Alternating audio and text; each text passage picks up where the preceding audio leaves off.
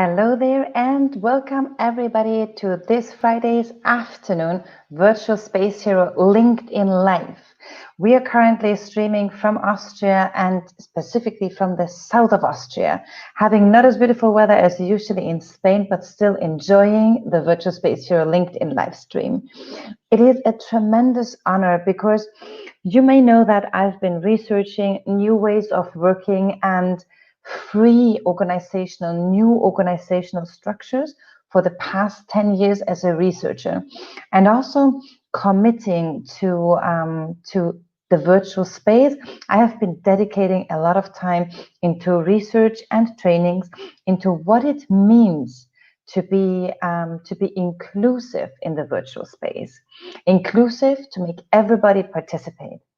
And COVID-19 has hit many of us deeply, and also my business changed, my research changed, but I also met tremendous people during the period. And in the past weeks, I was able to connect with people that I never had a chance to connect before. And this was also because of the drive that came through all the virtual facilitation. And among them were people such as Cassie Labouré, Joshua Davis, Isman Tanmouri, all tremendous virtual facilitators that have been facilitating with different ways and methodologies for years. And Joshua introduced me to Liberating Structures.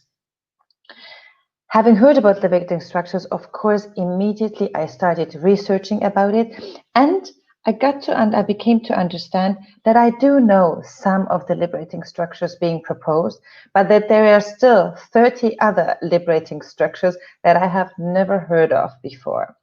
And therefore, it is my tremendous pleasure to open the virtual doors today here to the creator and founder, mastermind behind the Liberating Structures, connecting directly from a much sunnier space than I am in currently. Hi, Henri. Fine, thank you. I hope that our connection will be good enough. I'm having some computer difficulties on this side in terms of communication, so. The good thing is we might see you a bit slower, but we hear you perfectly. So audio check. All right, good. Thanks so much, Henri, first of all, for agreeing to have a chat with me a month ago and also taking your time to participate in this live discussion here on LinkedIn.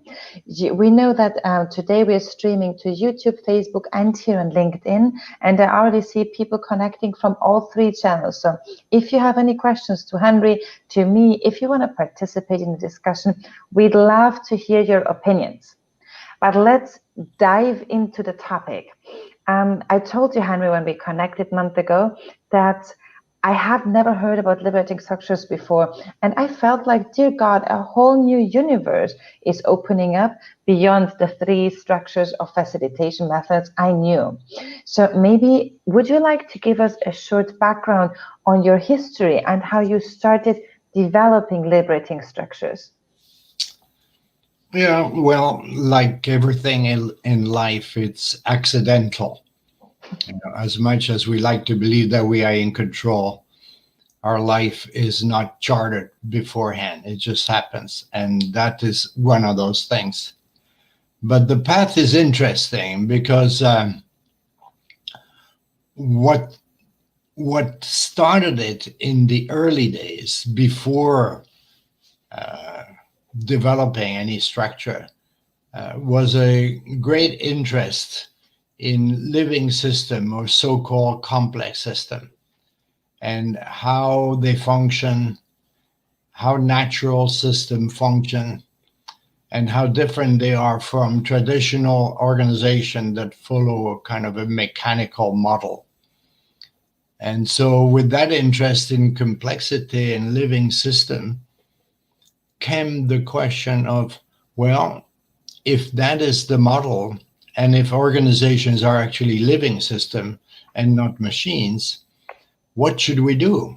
How do we work? How do we make decisions? How do we manage people?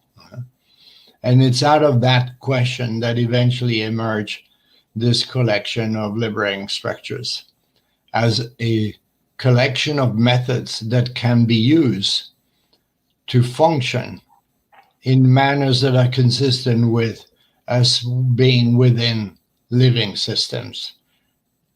And by living system, I mean your familiar living system is your own body. And as you know, you have no idea how it works, how it functions, and you are not in charge. You feed it, but you don't know how it works. It is self-organized. And many other examples of living systems like ecosystem, forests, the internet, all of those systems that we don't really control. And so it's really out of this that emerged Liberating Structure, a collection of methods that can be used in order to solve problems, to make decisions, to manage people, to organize, that is consistent with the idea that an organization is a living system and not something. So when you talk about inclusion, for instance, that is a characteristic of a living system. Everything is connected. And all the things that need to be part of making something function get involved in the process. And when it doesn't happen, things become dysfunctional. Yeah. You know, I think it's interesting because the living system and away from the machine view became in the whole thing of new ways of working, liberate structures also in organizations. It became much more important. And you were mentioning also the forest as an ecosystem, and Frederic Laloux also used the forest as an explanation of self-organized organizations, which is really fun because his example is, I'm sure you're familiar with that, is when winter is coming earlier, what would be happening in the forest if we consider it a machine and not a living system that is self-organized? And he is like discussing it down from having the big trees, the CEOs of the forest, calling out for a big meeting where they then discuss what the sunshine are we going to do? Winter is coming early. We are not prepared. And then until all the information, the action plan from top to bottom flows down until the last worm, insect, or whatever should be mentioned here, receives the information, everything would have died, right? And so I think this is really a fantastic metaphor to think about self-organized teams, and also away from the forest. When I'm looking at organizations, it's absolutely the same. How much autonomy we're giving our employees, our people, to work within our organizations, right, Henri? Yes, autonomy may not be actually the most important thing as the connection and the inclusion, like you were talking about, and the participation. You know, it isn't, if you really pay attention, nobody is autonomous. It doesn't really exist, because autonomous is this image that we don't depend on anybody. Well, that's not true. That's not the real world. Nobody can live that way, never mind working that way inside of an organization. We are always interdependent with some other people in one way or the other, some of them that are visible and some of them that are not so visible. Or not so obvious, let's put it that way. Okay. And so in what we were looking for and what we were trying to do is to give, if you want, instruments to people that would be simple enough for everybody to use, that they don't have to become expert in complexity science. They don't have even to know that this is what they are doing. But if they are using those instruments, they're acting in a way that is compatible with functioning efficiently, if you want, and responsibly in a connected system, in a living system. So that was the dream.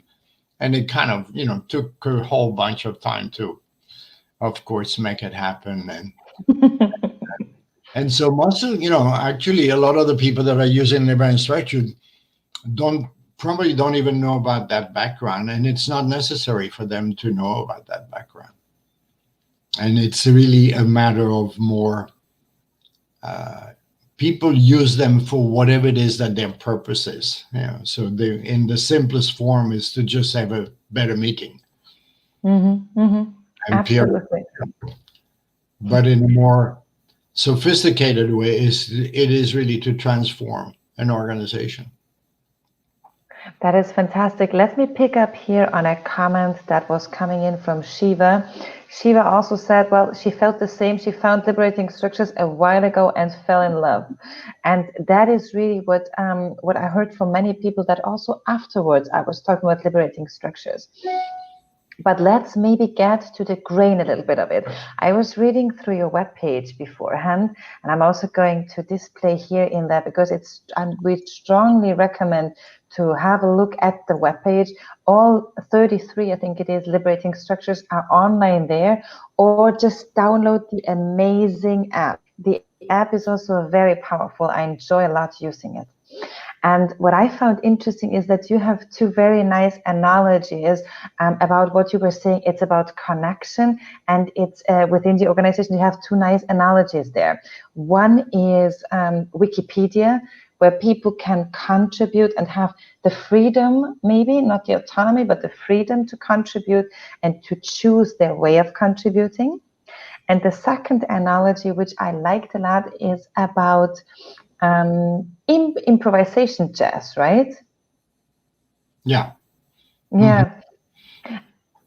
And I'm not sure if I told you, but I'm a dancer, and I love dancing. I'm not a professional, but a passionate dancer.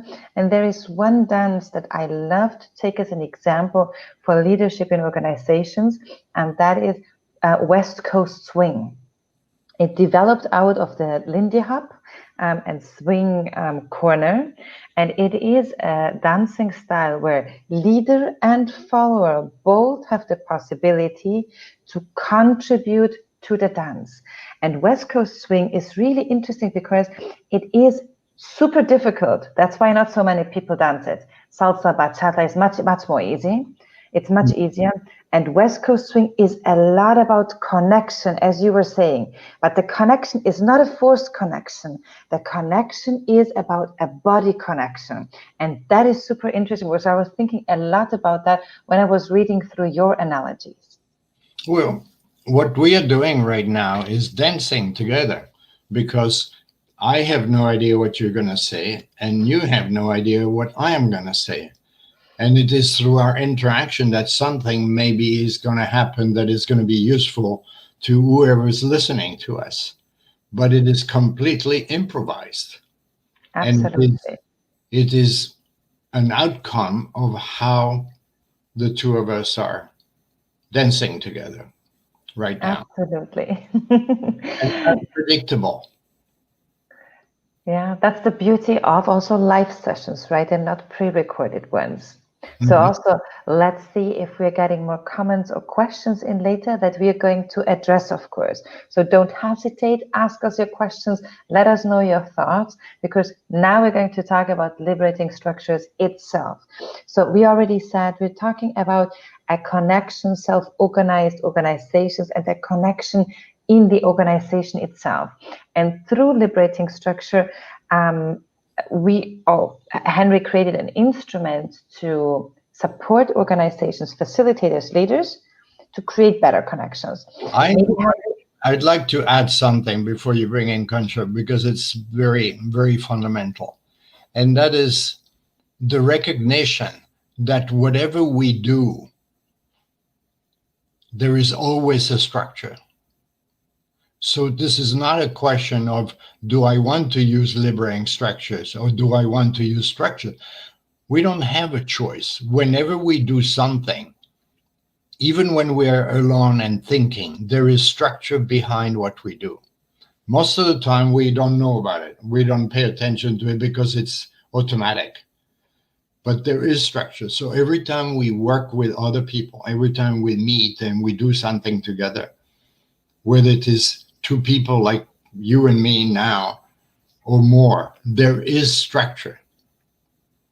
And so the question is always, and the important thing that we are bringing is we're making people aware that there is structure, and you have to choose which structure you're going to use instead of falling blindly into using the same structure that you have been using automatically for months or years or decades. And so that is the first step. And then you can decide whether you want to use liberating structures or something else. But the first thing is to say, which structure am I using to do what I'm trying to accomplish right now? And so that's something I wanted to add, because I think it's a very important awareness aspect of what we are doing. And I think it's great because it brings us a little bit back to what liberating means. And I was watching a Vimeo video on your webpage, and it explains it perfectly, because liberating as a verb means to set free from imposed controlling structures, and structures as a noun means a set of simple rules that specify how people are included and participate. So it's like a nice way how you combine two words, a verb and a noun, that are like not contradictory, but somehow the opposites, maybe. Yeah, they are the opposite of each other, but that's precisely what we are trying to talk about. But the tendency is to focus on the word liberating, because that's kind of the fun word, and to forget the word structure. But first thing that liberating structures is structure. They are a particular kind of structure that happens to be liberating. There are all kinds of other structure that do exactly the opposite. Presentation is a structure. Well, that's not very liberating. You have somebody who's talking to you and telling you to shut up. That's not very liberating. And also, if we just think about structure, honestly, I love the app also because the structure of the app and how it's set up, it's amazing. And we also got here a comment. So Anna is saying she already downloaded the app. It looks amazing and really promising. Thank you. So, but with further ado, let's talk about liberating structures. So as I told you, when I looked at your webpage, and I had a look for me also as a facilitator, the two structures that I found that I knew from my past experiences as well is, on one hand, the World Cafe that you call slightly different as a conversation cafe, and the open space technology. But all the other structures opened up for me a new universe.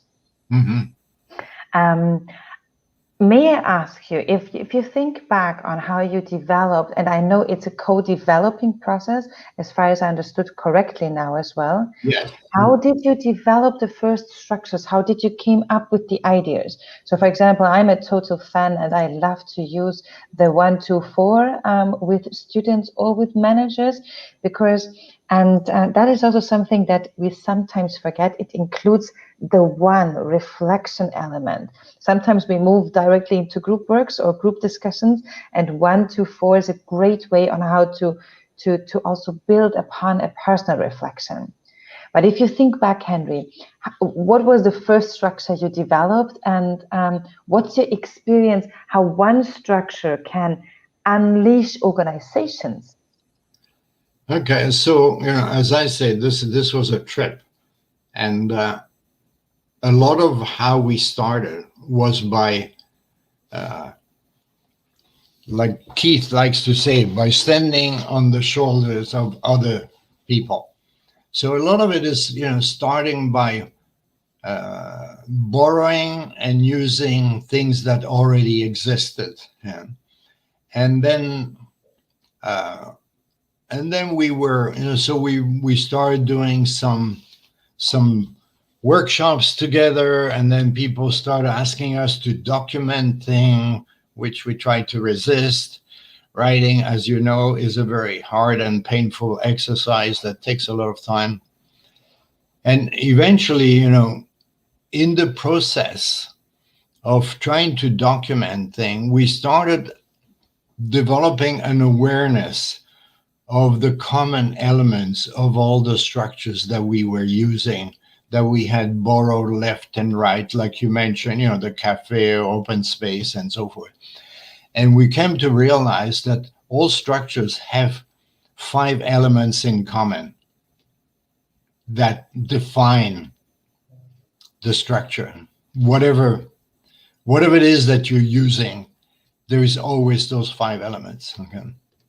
And once we became aware of that, then it became much more possible to take, either to invent something new or to take things that existed and pieces of things that existed and simplify them enough to turn them into liberating structures.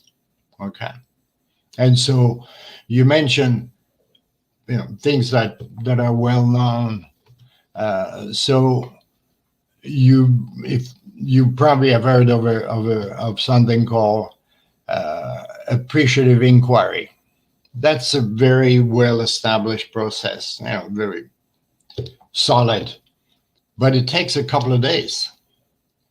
So we took a piece of this and created something called Appreciative Interview by taking some of the important component and turn it into a very simple structure that anybody can use just by following the description. And it takes, 20 minutes, 30 minutes, that kind of thing, to do something that will accomplish a particular purpose. So that was one thing, that this discovery of those elements that are always the same. And the other thing that I think guided us very much was the notion of developing simple method that would each be targeted to achieve a particular purpose. So they wouldn't be generic. They wouldn't be, you would choose the structure based on having a clear objective. This is what I want to do, and therefore I'm going to use this structure. So very much that notion of instrument, if you want to nail something, you take a hammer, you don't take a screwdriver.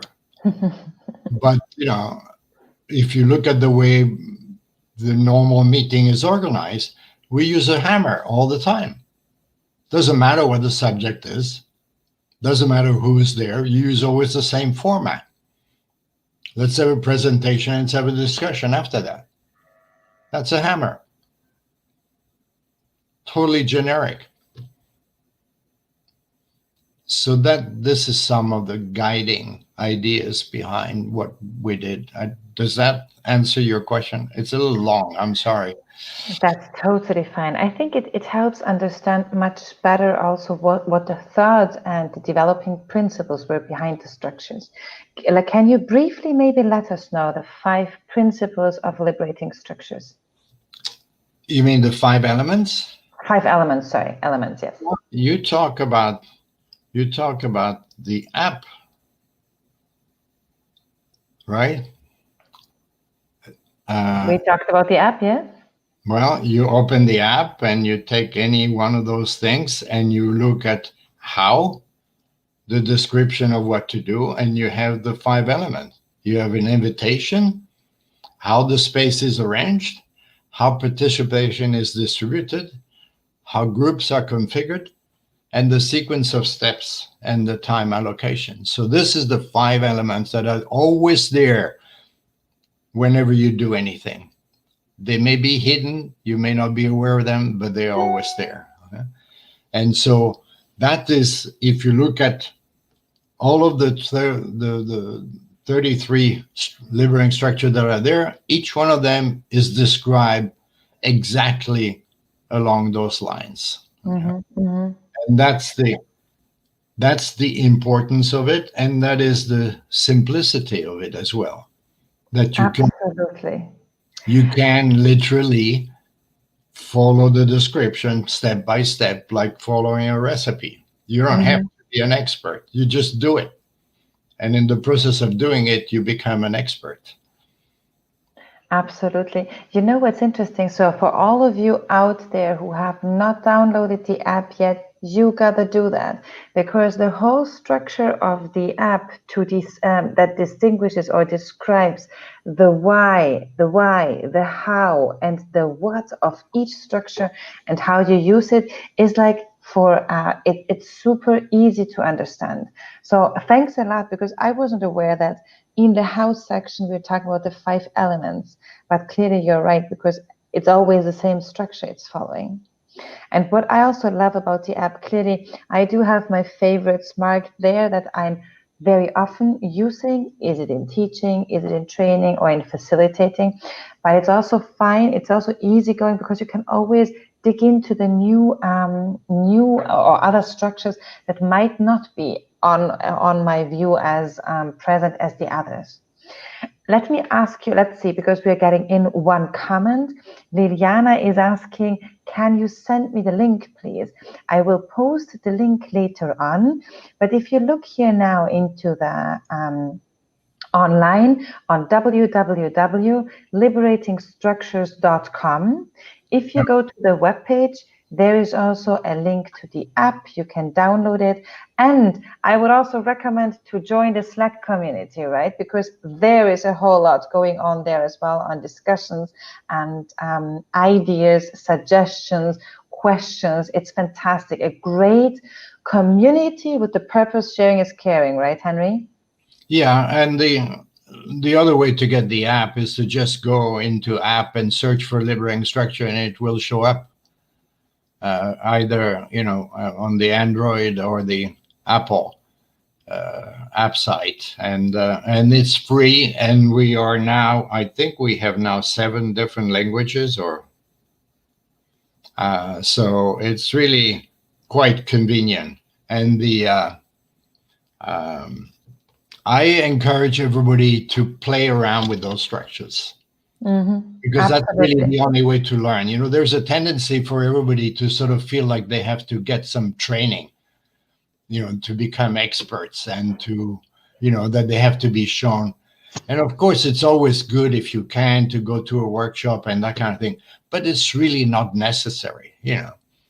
I mean, one of the basic structures is called 1, 2, 4, all. Well, you need to be able to count to 4. That's all you need,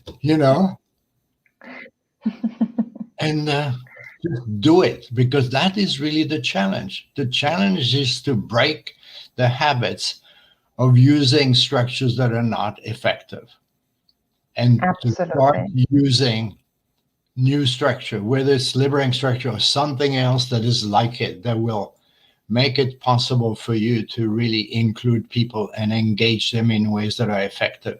That's the big difference. And it's not easy to break old habits, but that's what needs to be done. Absolutely.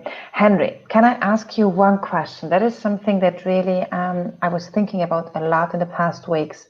So I do use liberating structures in teaching, in training, in conference organizations that I'm facilitating, whatever. That works super fine. But what you're describing on the webpage, and that really sort of caught my attention, because you're describing liberating structures as something that can change organizations.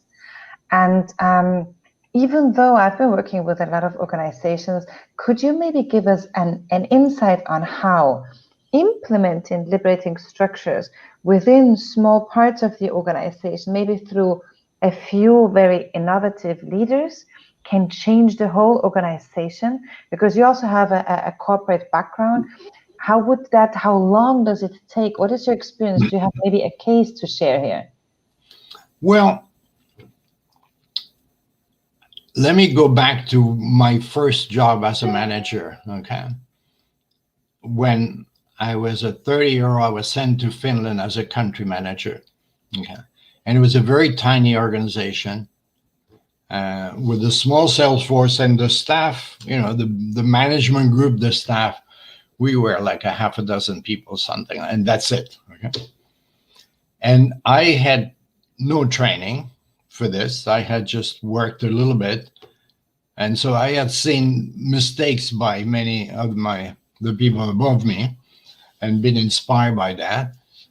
But otherwise, I had no training. But I was young, and my natural inclination was to just run the place as, you know, we're a bunch of friends. Let's figure out what to do. And this was actually a difficult job. I had been sent there because that company was going down the tube. And it was sort of like, we got nothing to lose, so we'll put you in charge. And that if you can do something, great. If not, well, we'll see what happens. Okay. And so there was that. And there was the fact that I was in a foreign country, so I couldn't work directly myself. I had to work through other people. And so what this turned into naturally, a bunch of guys working together, trying to figure out what to do in order to save that place and be successful. Okay. So there was really no, even though formally I was the boss, there was really no hierarchy. You know, we would do things sitting down on the floor, trying to figure out something, you know, with paper and pencil and that kind of thing, creating ads, whatever. Okay. And so that natural style that I use was, looking back, it was very liberating. It was very inclusive. There was no choice in my mind, although the previous manager wasn't working that way. Yeah. But that for me was a natural thing. Okay. So when we are talking about transforming organization, you know, we tend to think of this as sort of big, dramatic kind of thing. But you can transform organization by transforming the working unit. And the working unit is a small group of people. You know, because that's how we work. So the other thing, of course, that would need to change in order to make some big differences is the way the hierarchy function. And the way it tends to function is by layers. You work at a certain level, and then if you need some money or approval, you move things up to the next level and maybe to the next or whatever. You know, if something is big enough, like you want to build a factory, you have to go to the board and that kind of a thing. Well, you can change this provided you have inclusive methods, where instead of going through an escalator system, you bring all the people that need to participate together in the same room when they need to be there in order to figure out what to do and make decisions. And that is entirely possible when you use something like Liberating Structures, where there is no limit to the number of people that you can include and have effective participation. Mm-hmm. You know, and I'm talking effective participation. I'm not talking about having a room with 50 people and there are 3 that talk and the other one that are listening, which is the traditional meeting. So that's the key. The key is, you know, having method, having structures that really make it possible for everybody to participate and be included and contribute in an effective, meaningful way. And so you need 2 things for that. One is you need a structure that makes it possible. And 2, you need clear objectives. You need structures that are adapted to what you're trying to accomplish. You can't have one generic structure that's good for everything.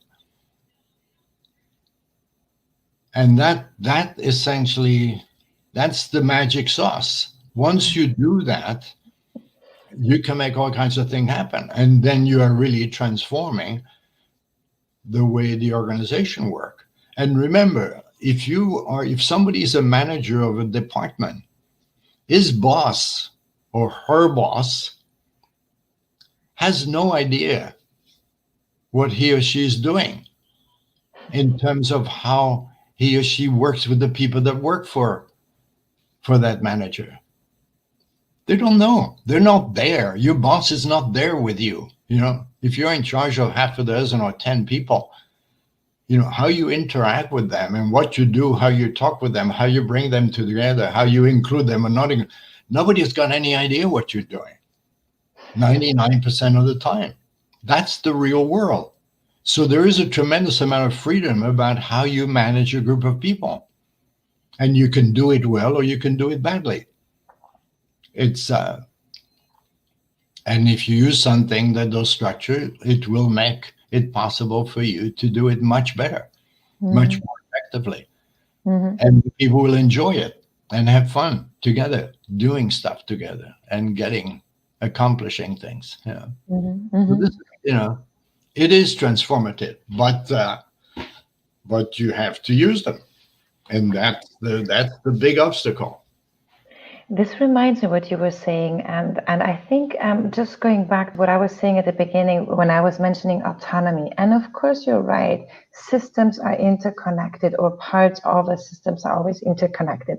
So maybe autonomy is clearly the wrong word. Maybe it's a business word that we are using in business research, but it is about freedom, what you were saying. And this also connects to my last week's guest. It was Moloud Cesarelli, and she's also a remote coach and agile. She's one of the pioneers of remote work, and she was also saying one of the pillars is freedom for people, and freedom, of course, goes along with trust in organizations. Yeah, and when people complain that they are not free, they have much more freedom than they think they have. They may not have freedom in terms of rules and procedure, but they have a lot of freedom in how they work. Yeah.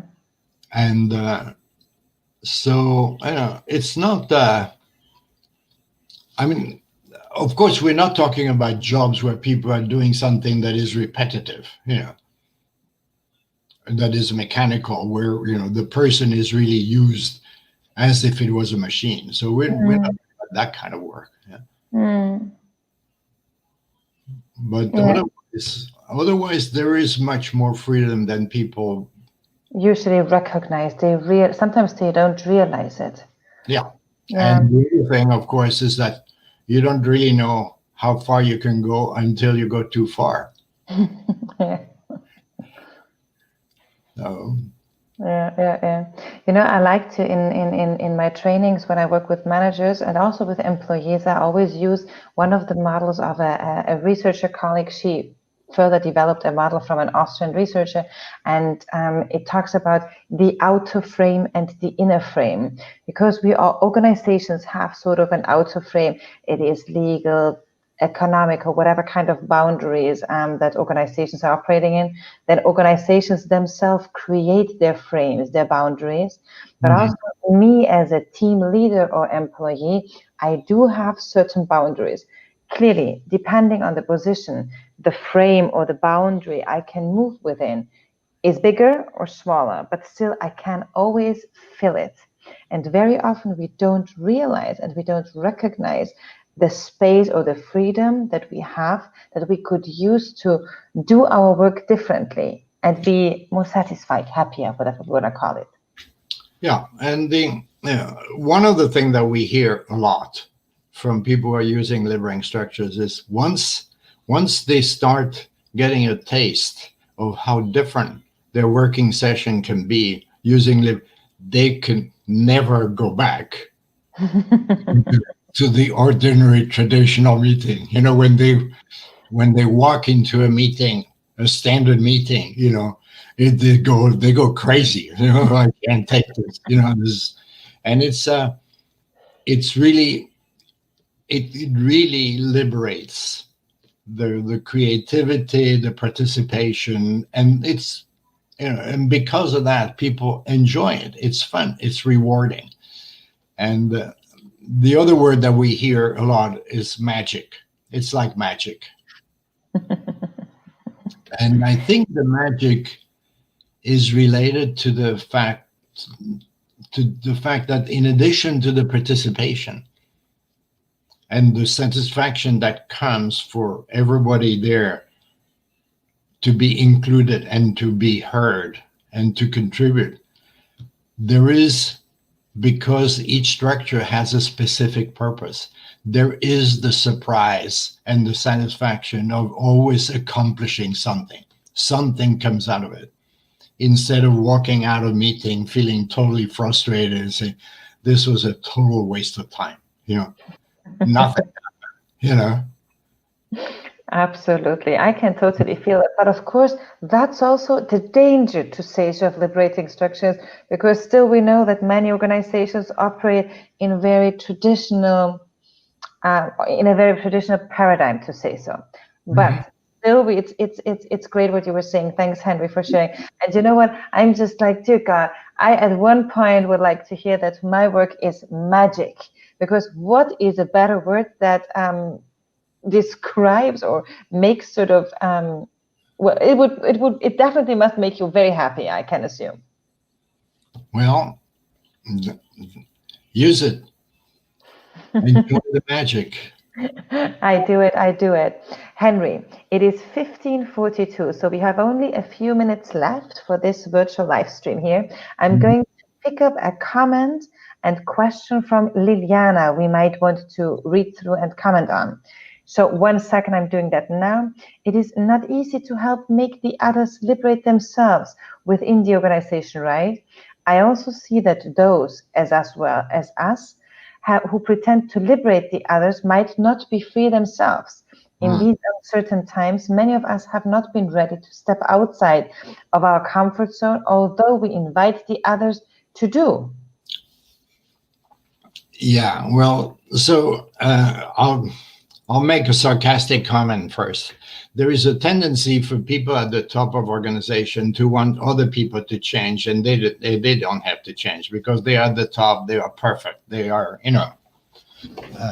well, you can't change that directly. The only thing you can do if you become interested in liberating structure is to use them yourself. And in the process of using them, you automatically include other people. And so the opportunity when you use the liberating structure exists to gradually include more and more people. And hopefully the thing that will happen is that people that are included, a certain number of them will fall in love with the idea of using them as well. And little by little, they will spread within the organization. It is not something you can impose. It's something that you have to offer. And then, people will gradually pick them up. If you're in a position of authority, you can have more influence. But I would still not impose liberating structures on anybody. The best way to get other people to use them is you use them yourself. So in those instances where I have seen somebody, at the top using them with their own management meeting, automatically, regularly, every single time, I can guarantee you it spreads. Because if you use it at a certain level, it will automatically, people use them because they like them, because it works, because it's effective. So it's not a question of selling them, that this is the thing. It's only as good as it is. And so exposure is really the key. And if you look at the way they are spread all over the world, we don't have an organization. We don't have a company that is promoting liberating structures. It's totally word of mouth and volunteer work. And, we have 7 languages in the app. All of this has been done by people, by volunteers. Nobody has been paid to do that. The app has been done by volunteer, everything. So people do this because it's good, not because it's imposed on them. That's the way it needs to continue. Now, of course, if a CEO falls in love with it, he's in a better, or she is in a better position to disseminate it. But it's still not the kind of thing that you want to impose. Absolutely. And we have a beautiful last comment also from Rigoberto. Thank you so much, Rigoberto. Teach with the example. Well said. Yes, absolutely. I'm also, Henry, as you were saying, a total believer that change, transformation in an organization does not only occur top down. Maybe it takes longer if it's bottom up and we spread the word through one unit where we start using a new tool, or where we change our leadership, where we change our approach to how we deal with errors, whatever it is, but it spreads. And that's the beauty, but we must be a bit more patient probably. Yeah, and you don't need, nobody needs permission to use liberating structure. You could just use them, period. Nobody can stop anybody from using them. That's also a good point. That's also a very good point. So therefore, again, for everybody out there, go to the webpage. All 33 structures are online. And I think for most of the facilitators, to start with 1, 2, 4, it's one of the liberating structures that is really super easy to start to use with. It also fits in many contexts. The other one I really love is heard, seen, respect. It's also one of my favorite structures that I use a lot. And definitely go to the app and download the App Store and spread the word. Tag people, comment and tag people into this live stream here so that they also know about liberating structures. So one of my favorite structures, Troika Consulting. That is your favorite structure? Troika Consulting. It's you and 2 other people. And since everybody needs help, nobody is perfect. Everybody has got many opportunity all the time to use Troika Consulting. Look it up. It's the simplest thing in the world. It's like magic. I like that. And you see, Henri, there are already people, and that's fantastic. Anna is saying she's already scrolling through the Slack channel, and it looks like a great community. And it is definitely. Thank you so much also, Henri. I'll definitely look up Troika Consulting. So also for you out there, go ahead and have a look at that liberating structure. Henri, I'm super grateful that you took your time, that we connected, that we had that initial call, that you took your time today, and that you are here with us. My pleasure. Thank you to you for organizing this. You did all the work. I just showed up. That's all. But that's important. That's important. Thank you so much, Henri. And you know what? I have prepared a sort of a virtual cocktail backstage. So if you wait for me there 2 more minutes, I'm going to join you immediately. Okay? Okay.